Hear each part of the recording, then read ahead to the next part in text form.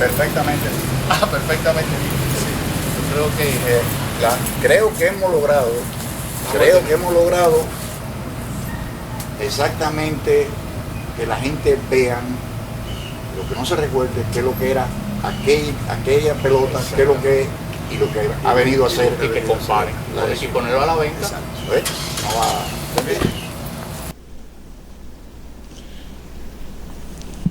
Rafael Franco, tanto tú como Ramonín vivieron la primera etapa de la República, donde existían en el mundo del béisbol, del deporte en Cuba, 4 equipos: La Habana, Almendares, Marianao, Cienfuegos, y finalmente, a final de la década de los 50, se trabajó en los Cuban Sugar King. Me gustaría saber el recuerdo que tú tienes de esos equipos de la República, a partir de que se ganaron el corazón, el entusiasmo, el fanatismo de todo un pueblo. Pero me gustaría que entrases tú en el génesis de lo que significó para los cubanos esos equipos. Yo no creo que es lo que significó para los cubanos, sino es lo que significa. Hay que acordarnos que estamos hablando de los cubanos de hace años, lo que vivieron esa parte del deporte. Por ejemplo, los Sugar King vinieron después de otra época más adelante, pero desde los años 40 empezaron la serie en Cuba de Habana, Almendares, Marianao y Cienfuegos. Todos los peloteros que iban desde Estados Unidos iban allí como a un preámbulo para llegar a Grandes Ligas. Teníamos jugadores como Willie May, Rocky Nelson, y etcétera, etcétera. Todos los jugadores grandes, que la ametralladora Thompson, y nosotros, que en esa época lo que tendríamos éramos 20, 19, 17 años, 15 años.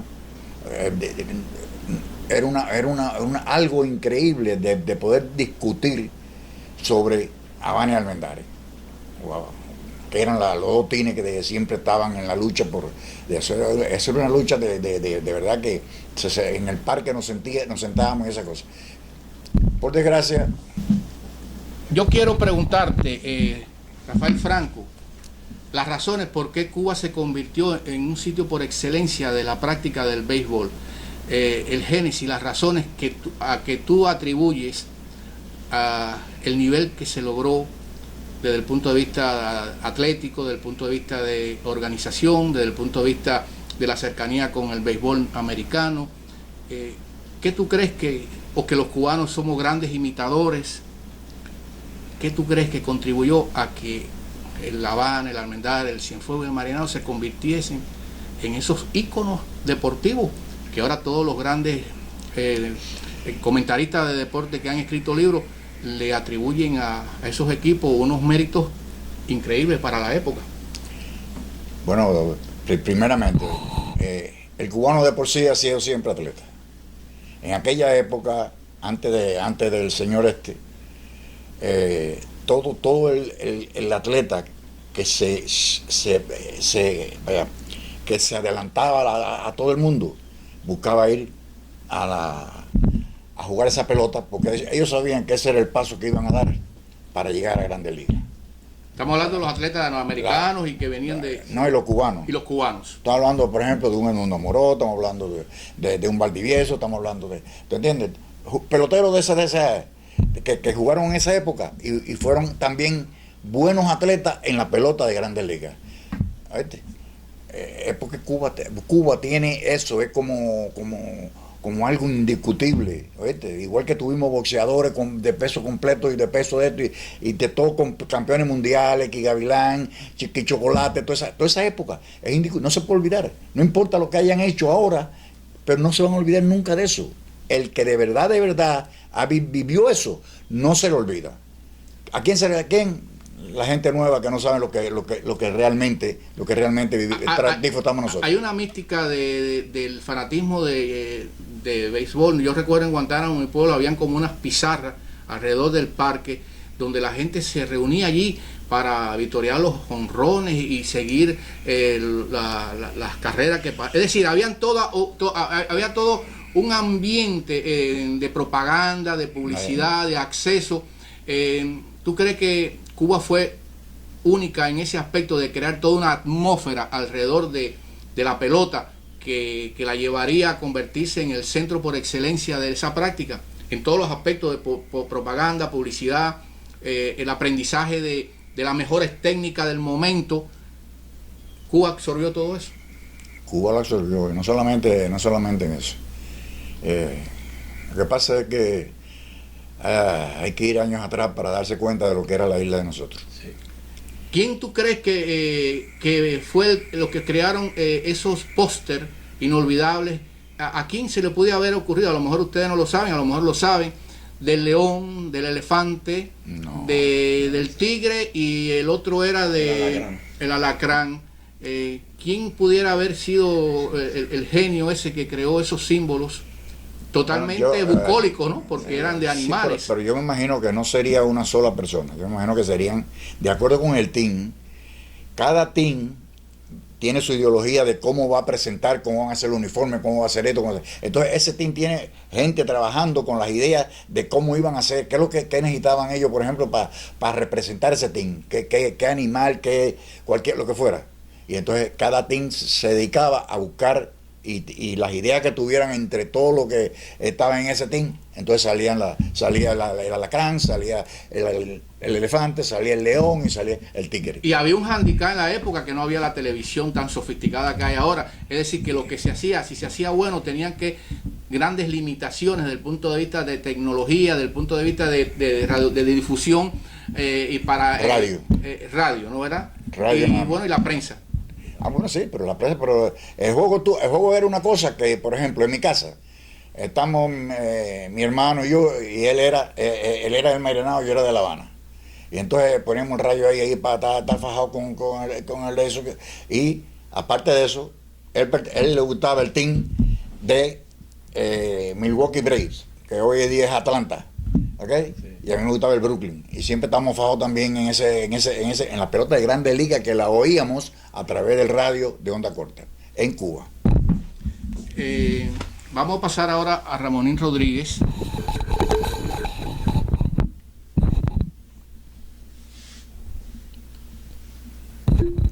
Vamos a empezar diciendo que Ramonín Rodríguez es sobrino de un gran pelotero, Luis Suárez. Vamos a empezar preguntándote quién era tu tío Luis Suárez y cómo llegó a donde llegó y las razones que tú crees que lo llevaron a esa fama, que no se le puede negar ni cuestionar. Las razones por las cuales Luis Suárez salió de Guantánamo, posiblemente de un pequeño terreno ahí jugando pelota, y se convirtió en esa figura tan importante en la memoria de aquella época, ¿no? Bueno, yo conocí a mi tío, ya él jugaba aquí en los Estados Unidos, porque él salió de Guantánamo para jugar amateur con el Club Fortuna, y allí duró mucho, porque él me decía, yo debía haber firmado profesional antes, pero él llegó a base de su gran defensiva, y en ese tiempo habían 8 equipos por cada liga, no había como ahora que hay muchos, 16, y su defensiva lo llevó hasta allá. Incluso entrando en AAA se ganó un premio donde le pusieron el Toro Salvaje de Chattanooga. Yo tengo el póster, yo te lo enseñé, y de ahí lo subieron a Grandes Ligas y tuvo un año en Grandes Ligas. ¿No le decían la montaña Guantanamera? Le decían la montaña Guantanamera. ¿Quién le puso la montaña? ¿No sabes? Manolo de la Reguera. Manolo de la Reguera. Yo le decía a Franco cuando jugábamos nosotros, dice, tú puedes llegar si llegó Luis. Así mismo. Llegó por su defensivo y tú eres tan defensivo como pero él. Luis Suárez le interesaba mucho la pelota en Estados Unidos, y se nutría de la técnica, claro, porque es una escuela que le cae a 90 millas a los eso es la cercanía, directo, ¿no? La cercanía con los Estados Unidos nos llevaba a ser tan buenos como ellos. Algunas veces discutíamos, a punto tuvo los Cuban Sugar King de ser un equipo de Grandes Ligas, pero llegó el HP y mandó a parar. Pero A raíz de a los años, a los 2 años, pusieron a Montreal y a Toronto y Cuba estaba primero que ellos.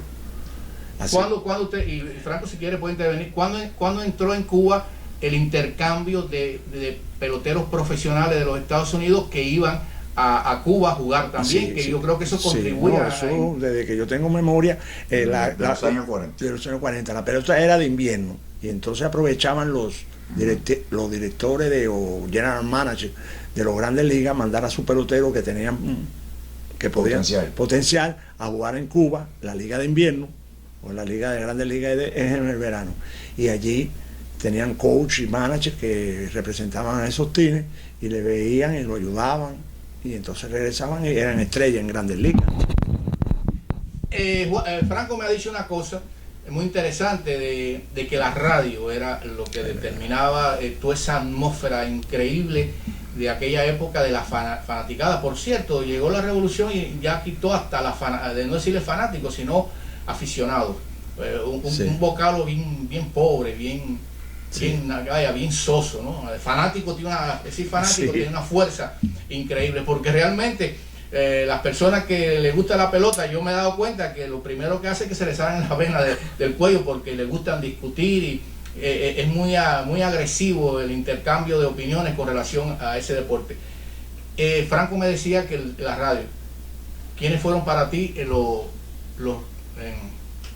los narradores que hicieron época y que contribuyeron a llevar a la pelota a nivel de audiencia y de aceptación? Porque como decía Franco, es escuchar lo que narra alguien. Sí. Para ti, Felo Ramírez, Bob Canel y lo que lo hacían las compañías, René Molina, pero Felo Ramírez y Bob Canel eran lo máximo. Si no nos narraban ellos, no nos sentíamos bien. Eso llevaron a la pelota cubana y la de Grandes Ligas, porque ellos venían aquí y narraban pelota de Grandes Ligas para Cuba. Acuérdate que por ejemplo, nosotros tenemos a Felo Ramírez que está en el Hall de la Fama. El Hall de la Fama. Pero Ramírez está en el Hall de la Fama por eso mismo, porque lleva más de 50 años narrando béisbol. Ha narrado más juegos de estrella creo que nadie, más juegos de Serie Mundial que nadie. ¿Me entiendes? Y ya con 84 años que tiene ahora, pues todavía sigue, con 90 años que tiene ahora, imagínate, sigue siendo con la voz esa tan famosa. Sigue siendo indiscutiblemente uno de los... no, indiscutible. Está en el Hall de la Fama del Estados Unidos, no es de Cuba ni nada, en el Hall de la Fama de Estados Unidos, como narrador. Yo recuerdo que él una vez lo estaba entrevistando a alguien y dijo que cuando él le nació eso de ser narrador deportivo, ¿no? Se nutrió de la experiencia y de alguien en particular, pero no me viene el nombre. Bob Canel. Él era un discípulo, un estudioso de Bob Canel, ¿no? No, narraron juntos muchos años. Muchas series mundiales juntos, narraron juntos, precisamente por eso. Bob Canel, inclusive, aparte de Bob Canel, que tenía pero decía que Felo, la voz tan profunda esa que tenía para decir y narrar el juego, se lo consideraba él como uno de los más grandes. ¿De qué nacionalidad era Bob Canel? Nació en los Estados Unidos, pero se crió en Cuba. Franco y Ramonín, hay algo que me llama la atención y yo creo que también es aplicable a estos tiempos de el fanatismo en el deporte, ¿no? Pero, por ejemplo, ¿por qué en tu casa tú eras de cuál? ¿De qué team? De La Habana. ¿Y tu hermano era? Del Marianao. ¿Y Ramonín? De los Mendares. ¿Y tu tío era? Del Marianao. ¿A qué ustedes atribuyen eso, esa por un problema de...? No, eso no tiene, eso era gusto de cada uno. La Habana tenía un dicho que era: la leña roja tarda pero llega, ¿entiendes? Y el almendares tenía la gran pica, y que te entiendes, sí. Y ese cuando había así el tigre esto, y entonces el elefante es aplastante, lento pero aplastante, ¿te entiendes? O sea, pero eso le parece, cada fanático lo escogía no por de eso, sino muchas veces era a lo mejor por los peloteros que había, sí, ¿te entiendes? ¿Te entiendes? Por ejemplo, La Habana tenía un Pedro Formental que todo el mundo le decían Perico 300 porque creía todo el mundo que él bateaba siempre 300, mentira, no bateaba 300 siempre, pero esa era la fama que tenía. Esta gente tenía, la Almendares tenía a un Roberto Ortiz que metió 16 honrones en una temporada, hasta que vino Klein y Luke Klein y se lo rompió. Pero bueno, ese era así, que cada uno cogía, cuando el Cienfuegos cogió su apogeo, fue cuando Camilo Pascual, Pedro Ramos, estuvieron con el Cienfuegos, y entonces el Cienfuegos ganaban más a menudo. Ahora Miñoso tuvo con el Marianao y fue también Miñoso fue uno de los mejores peloteros cubanos que ha habido, ¿entiendes? Entonces toda esa cosa era... Esa mística. Uno iba muchas veces por los peloteros que jugaban, ¿entiendes? Definitivamente, Ramonín, ¿cuál es el equipo que más juego ganó, que más series ganó? ¿Cuál era el mejor y cuál era el que siempre estaba en el sótano o alternaban en el último puesto? Bueno, el Almendares era en el tiempo ese, donde que dice Franco, era el que más ganaba. Luego en los años ya 56, 57, 58, los Marianao y Cienfuegos. Marianao y Cienfuegos tuvieron ya Almendares empezó a decaer. ¿En los años 50? Siempre empezaron a decaer, vaya, en La Habana le salieron peloteros nacidos en Cuba superiores a los peloteros que habían. Entonces no importa que tú trajeras muchos peloteros, pero ya ellos tenían una base enorme. Teniendo tú un par de... Acuérdate, cuando aquellos se jugaban creo que 50 y pico juegos, algo de eso, en invierno. Entonces tú tienes tú tenías dos pitchers como esos, que eran los otros jugaban del Washington, de los senadores de Washington en aquella época, Camilo Pascual y Pedro Ramos. En la pelota esa cubana ganaban 10, 12 juegos fáciles, ¿te entiendes? Ya que tú tenías ya 2/3 del campeonato de tu lado, cuando tú tenías a esos pitchers. Ramonín, los árbitros.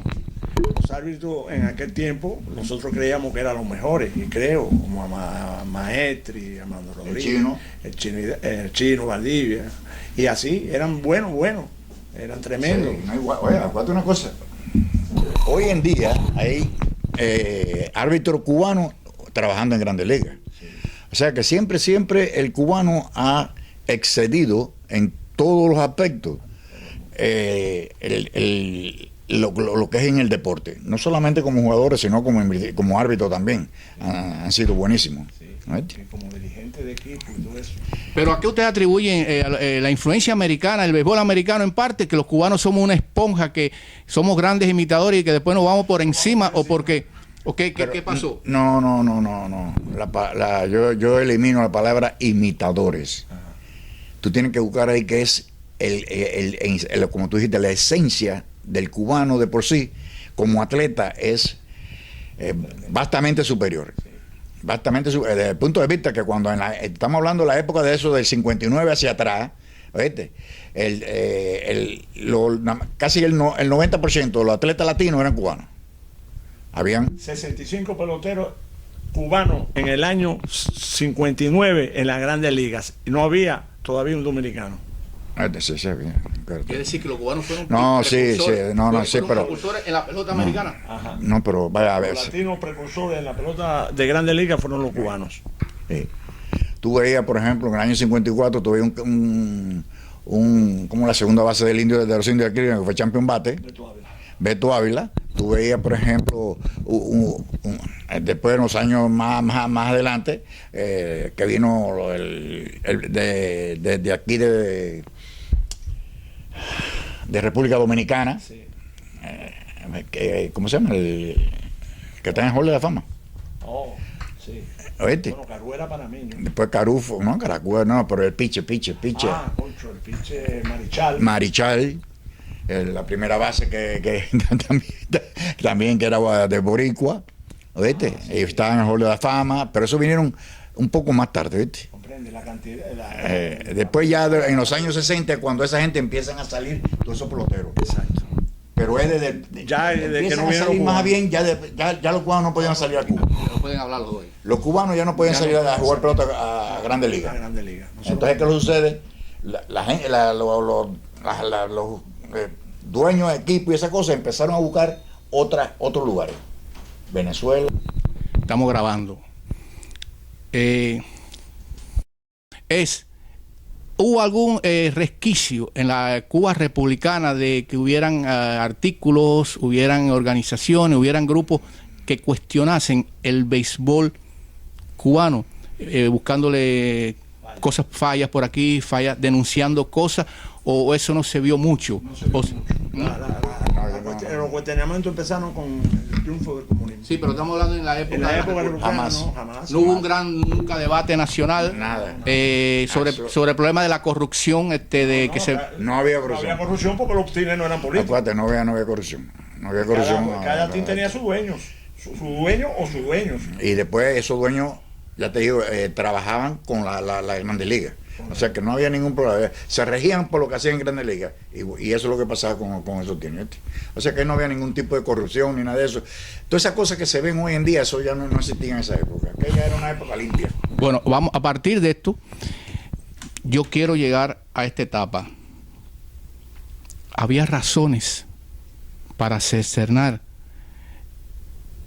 esa forma de hacer pelota, de hacer béisbol en Cuba, a partir de que llegaba una revolución. Si, de acuerdo a los testimonios de ustedes, era algo tan bonito, tan bello, tan hermoso, que no tenía incluso hasta críticas que pudieran cuestionar cómo se conducía la pelota en Cuba, a partir de que había logrado tantos éxitos, no solamente en el país, en su desarrollo, sino en sus relaciones con los Estados Unidos y en la hegemonía que tenían en el Caribe y esos lugares donde la pelota cubana era la primera. No había razón, Manolo. Además, cercenar el béisbol, de cercenar tantas cosas que se cercenaron en Cuba. Bueno, pero vamos a caer en... ya volvemos a la historia. En febrero de 1961, Fidel se reúne con Matos, ¿cómo es? Guerra Matos, el hombre que después lo llevó ustedes al UMAP,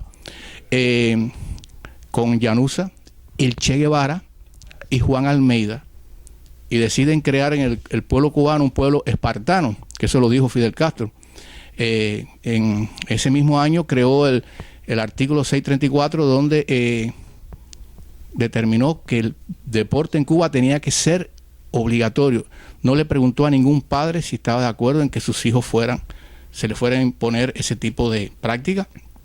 Es decir, que llegó la revolución revolucionando. Yo he escuchado en este debate, a partir de ese horror, venir a celebrar el 50 aniversario de los industriales a la Universidad del FIU, que ayer fui allí, tiré una foto, y está a 3 cuadras del memorial cubano, donde hay 10.000 nombres de cubanos que han muerto bajo el comunismo, y que se hubieran atrevido a celebrar el 50 aniversario de los industriales a 3 cuadras de ese memorial en el estadio del FIU. Entonces yo lo que le quiero preguntar a ustedes, ¿hasta qué grado se llegó a ignorar lo que pudiera representar la pelota en Cuba para que ellos lograran esa cercenación? Y si ustedes recuerdan que fue apoyado, fue aplaudido, fue bien recibido por el pueblo, ese mismo pueblo que reverenciaba a la pelota tradicional, esta nueva incorporación de industriales, de vegueros, de granjeros, de orientales, de azucareros, que rompía la connotación entornista y nacional, porque le ponían una connotación de proletario, de fábricas, de cosas muy normales en una revolución para los obreros. ¿Ustedes recuerdan si hubo un aplauso, una aceptación de aquel cambio tan brusco en la psicología de los cubanos en cuanto al béisbol? No. No hubo nada de eso. Simplemente, como sucedió con la revolución, pasamos de una época a otra y nadie nadie ni se dio cuenta. Sinceramente, nadie tal parece como si le hubieran dicho que aquello no existía más, esa pelota no existía más y vamos a jugar esta pelota. Y entonces, imagínate, todo el mundo pues se dedicaron a jugar esa pelota, aunque rememorando aquello, los que conocíamos lo que había sido la pelota esa, no se nos iba a olvidar nunca. Pero, por ejemplo, seguimos jugando la pelota amateur, que es la única pelota que podíamos estar jugando en ese momento. Ramonín, pero espérate, hubo una mala intención, porque se cambian los nombres, se cambian el nombre de los estadios, se altera todo eso, ese acervo que venía de la República, con la mala intención de erradicar. Es decir, antes del 59 no había nada que sirviera. Y eso es malvado, eso es mentiroso y eso es inaceptable. Ahora, yo te pregunto, ¿por qué ellos tergiversaron todo en una forma hasta obscena? Porque era imposible que la gente entendiera cómo se hacía ese cambio tan brusco de 180 grados. Al principio, para nosotros que jugábamos pelota, era seguir jugando pelota. Quizás en los fanáticos se viera más eso, ¿no?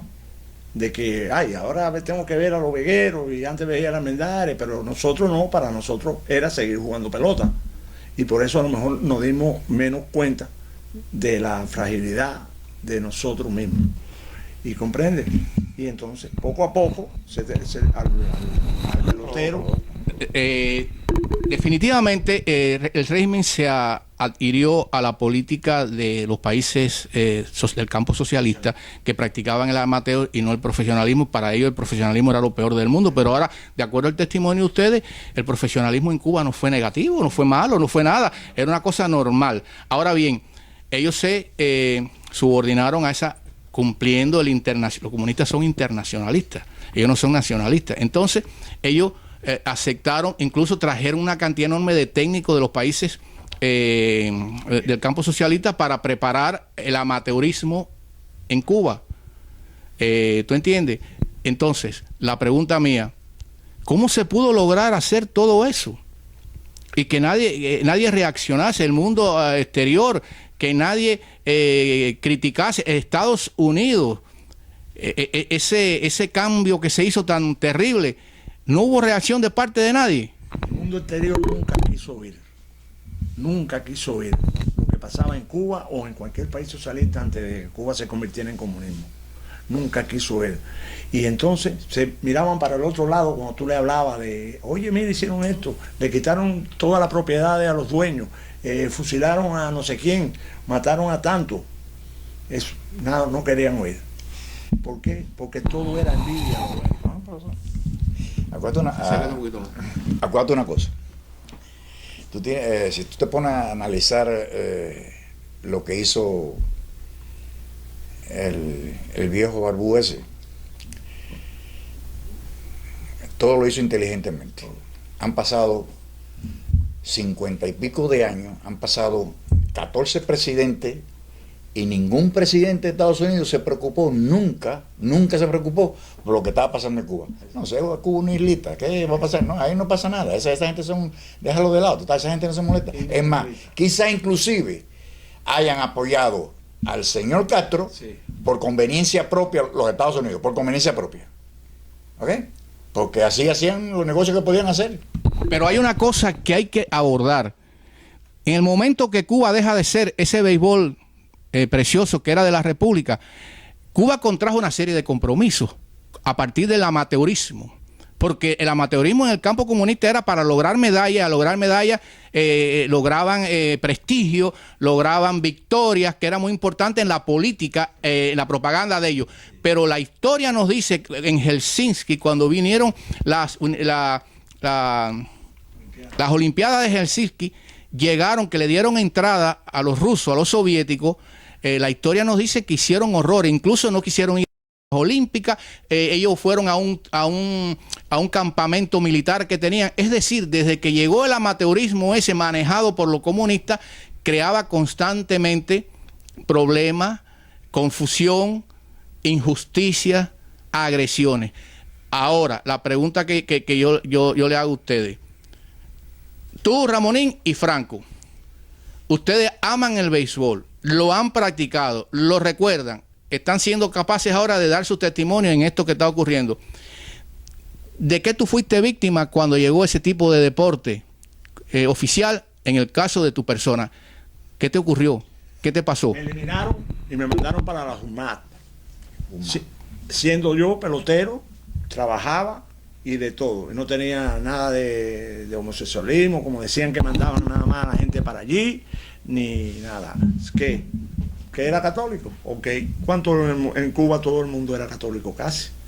¿Que criticaba al gobierno cuando podía? Ok. En un país libre se critica lo que a ti no te gusta. Y estando jugando pelota, siendo la primera base del equipo Guantánamo, me mandaron para la UMA. Y de ahí más nunca me dejaron jugar pelota. ¿Por qué te mandaron para la UMA? Me mandaron para la UMA porque yo era un crítico constante del comunismo. Eso.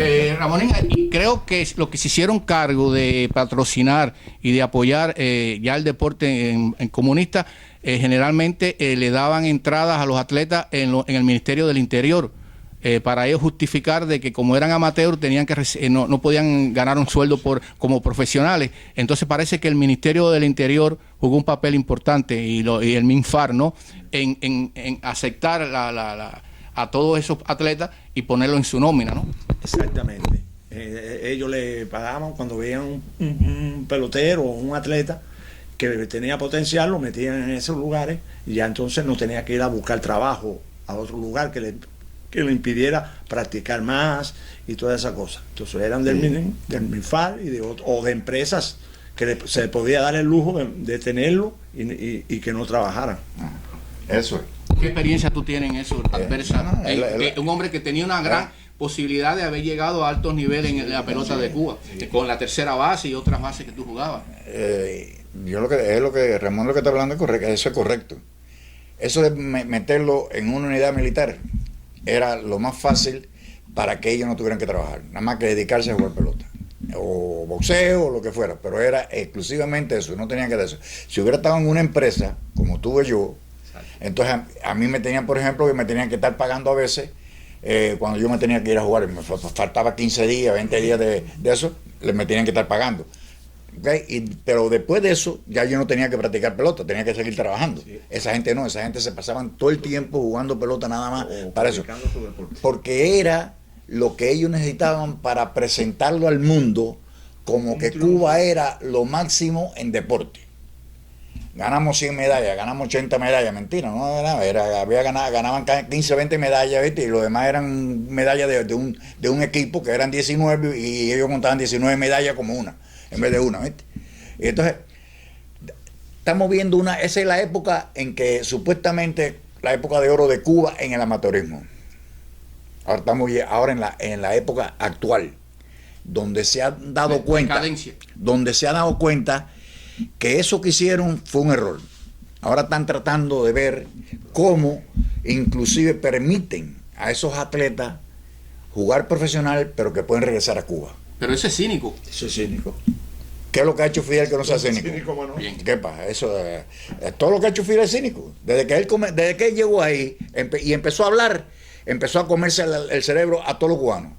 Y todo lo que él hacía, viva Fidel, viva Fidel, viva Fidel, no importa lo que había. Y nunca nadie dijo que se muera. Una cosa importante, ¿recuerdan ustedes en la época republicana, la pelota de la República, que hubiera habido grandes confrontaciones del problema racial, los peloteros negros o blancos? ¿Recuerdan algún tipo de problema grave que se suscitó en el mundo de la pelota a partir de intereses? ¿No recuerdan eso? Esos escándalos no existían. No existió nunca. Los negros jugaban en Cuba pelota antes que la Grande Liga. Es más, los peloteros negros americanos que no podían jugar aquí a raíz de que Jackie Robinson entró, jugaban en Cuba. Y había un club cubano que se llamaba los New York Cubans, que jugó en Estados Unidos, de peloteros negros cubanos que jugaba aquí en los Estados Unidos. Pero tenía que jugar en la Liga Negra. En la Liga Negra.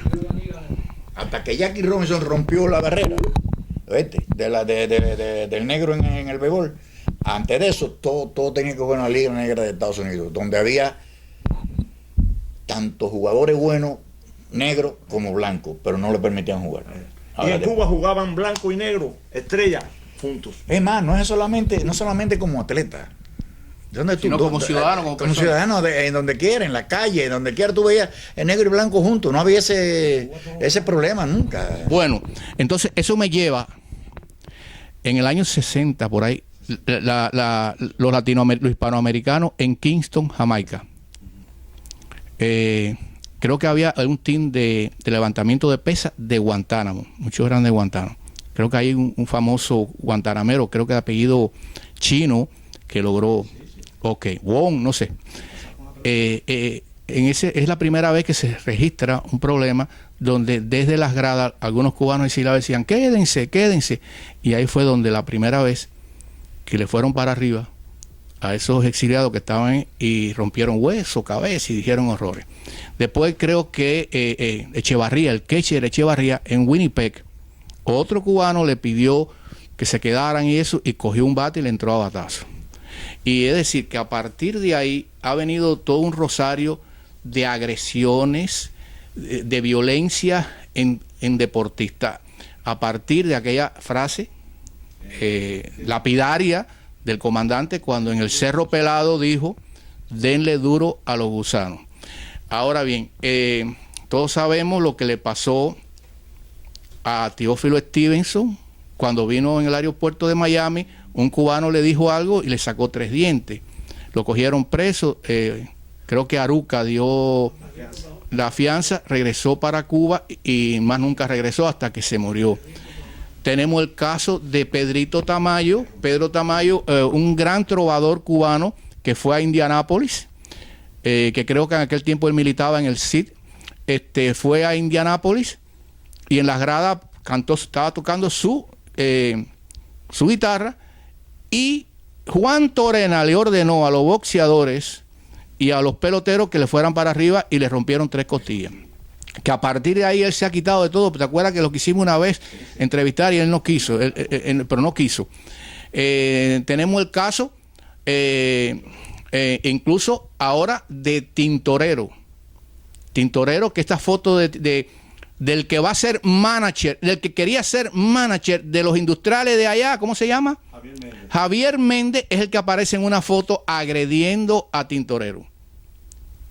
Es decir, y hay más eventos donde los atletas dejan de ser atletas y se convierten en seguidores de aquel mandato de Fidel Castro, a los gusanos denle duro. ¿Qué tienen ustedes que decir de esta realidad histórica a partir de que en la República nunca hubo esas grandes confrontaciones, y por qué a partir de la Revolución eso se ha convertido en algo muy, en una cosa normal, en una constante? Es que los deportes ahora en la Cuba comunista son políticos, son para la política. Como tú dijiste ahorita, era ganar medalla para decir que el sistema comunista es lo más maravilloso del mundo. Antes no existía eso. Antes los clubes jugaban por su fanaticada, por su propia ganar. ¿Comprende? Pero la revolución no creó una división ya de cubanos y de cubanos. Sí, mira, ahora no que... De cubanos y de cubanos, al extremo de agredir. Y yo te voy a decir, si esto hubiera seguido, en cualquier momento hubiera habido un muerto. Porque cuando Echevarría le metió un batazo en la cabeza, aún lo hubiera matado. Es decir, pero ellos tenían licencia para destruir.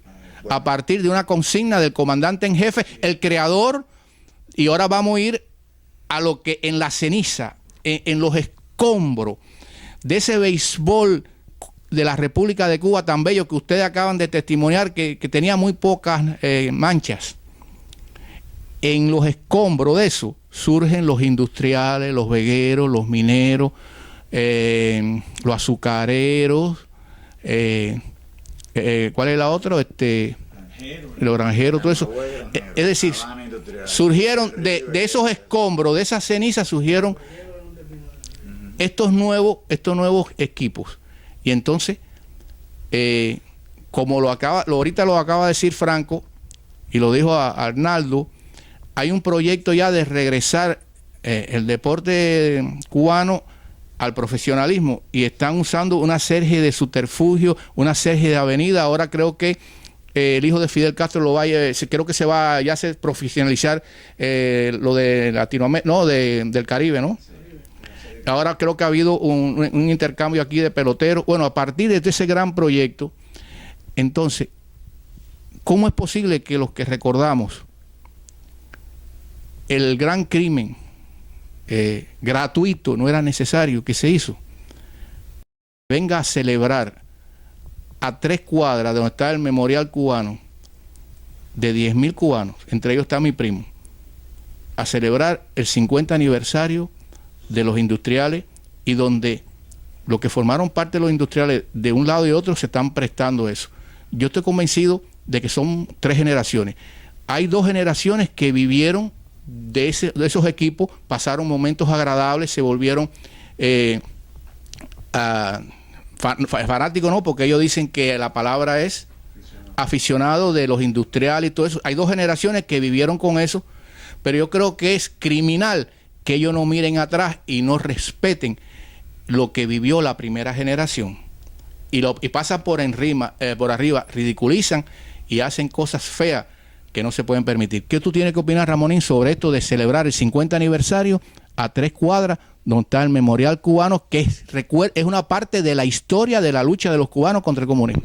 Bueno, yo opino que hay dos formas de hablar sobre eso. La primera es la complicidad con gente de aquí que se prestan para todo eso, algunos para buscar dinero y otros porque son de la contrainteligencia cubana. Y después, para restregarnos en la cara el 50 aniversario de la creación del béisbol comunista, que es béisbol, pero creado por ellos, para restregarnos aquí en el corazón del exilio, que ellos pueden hacer aquí ya lo que les da la gana. Y nosotros no podemos permitir eso. O no debemos permitirlo, porque imagínate, con esta administración aquí se hace de todo. Pero es para restregarnos y en la otra forma, como dice Franco, o para buscar dinero, o, como dices tú, parte de la conspiración para incluso meter más cosas. El intercambio cultural, el intercambio artístico, cultural, de deportistas, los autorizados que vinieron, los disidentes, todo. Y todo eso es un proyecto para terminar en el glasnost la perestroika raulista, que es mi tesis. Sí, es tu tesis. Eso viene, y donde ya no haya pasado, donde somos la misma cosa y lo que tenemos que pensar en el futuro. Dame tu opinión, Franco, al respecto. Imagínate, yo me pongo a pensar en eso, esa creación que hicieron del béisbol amateur para eliminar el béisbol profesional. En el año 60 fue el último 60-61 fue el último año de béisbol profesional en Cuba. ¿Oíste? Pero fue en ese último año, nada más que jugaron peloteros profesionales cubanos. Nada más, no jugaron ningún americano ni nada de eso. Pero ¿qué sucedió? Yo me imagino que al ver lo que sucedió en eso, esta gente, pues como la gente de Castro tienen una mente tan ¿oíste?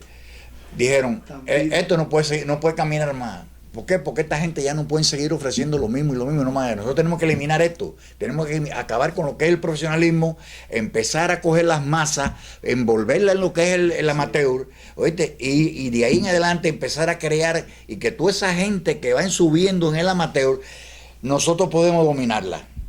A los que están en los profesionales no podemos dominarla, porque casi todos los profesionales que jugaron para ese año, al año siguiente ya no estaban en Cuba. Y entonces eso es lo que por desgracia fue lo que vieron. Y entonces empieza el tormento de eso. Nosotros nos beneficiamos porque jugamos pelota. A lo mejor con aquello hubiéramos seguido jugando la pelota que jugamos siempre, pero no es lo mismo. Aquí teníamos aquello de que podíamos ir a lo mejor a una serie nacional y todas esas cosas. O sea que tú tenías una idea de progresar hasta llegar a un punto, ¿no? Y lo que pudieron llegar, pues, santo y bueno. Lo que no pudimos llegar por las causas que hayan sido, ¿ok? Estuvimos con Fernando. ¿Qué sucedió? En el año 65 yo decido que me tengo que ir del país. Y ya invito, yo no digo nada de que tenía que irme, pero me cerraron la puerta de ahí de ese año. Ya hasta el 64 yo jugué, el 65 ya me empezaron a dar de lado y que sé yo sé cuándo. Y en el 68 ya me presenté para irme al país y me fui, porque no podía seguir ahí. Hay una cosa que quiero, ya estoy terminando, y después si quieren añadir algo más o algo. Esta entrevista que yo le he hecho a ustedes se está haciendo por un blog, por el internet. Pero ¿no crees que la prensa de aquí, estamos en el siglo XXI, el siglo de la transparencia? Ya no pueden haber grupos, no pueden haber clanes, no pueden haber entidades, incluso hasta en las religiones, donde un grupo de gente determinen lo que hay que hacer, cómo se debe hacer y lo que se debe decir. La transparencia se impone, y los criterios, las inquietudes de cada ser humano cada día son más fuertes y más legítimas. Estamos en el siglo de la transparencia. ¿Cómo es posible que en Miami los medios no lo hayan entrevistado a ustedes? No hayan entrevistado a personas que vivieron esa etapa, que tienen derecho a tener su opinión, que es soberana esa opinión. ¿Por qué lo ocultan? ¿Por qué lo tergiversan? ¿Por qué lo editan? Y prácticamente el paquete que nos están lanzando, y nos lo van a lanzar a partir de hoy, es que la intransigencia de los cubanos de Miami, porque ya lo veo en el blog Rebelión, que una vez más la intransigencia de un grupito de cubanos están arruinando la celebración de un evento deportivo. La media no está contribuyendo a tergiversar cosas legítimas que el ser humano necesita conocer para ser capaz de tener una postura más independiente, más fuerte.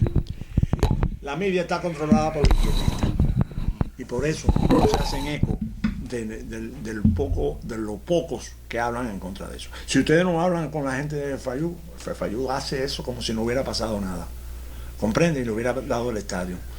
Y así la media entonces nada más que habla. Pero ¿cómo el Fayú que se hizo por los cubanos? ¿Cómo es posible que iba a permitir un juego a 2 pasos del memorial cubano, señor mío? Los actuales de la Fayú ahora son de izquierda.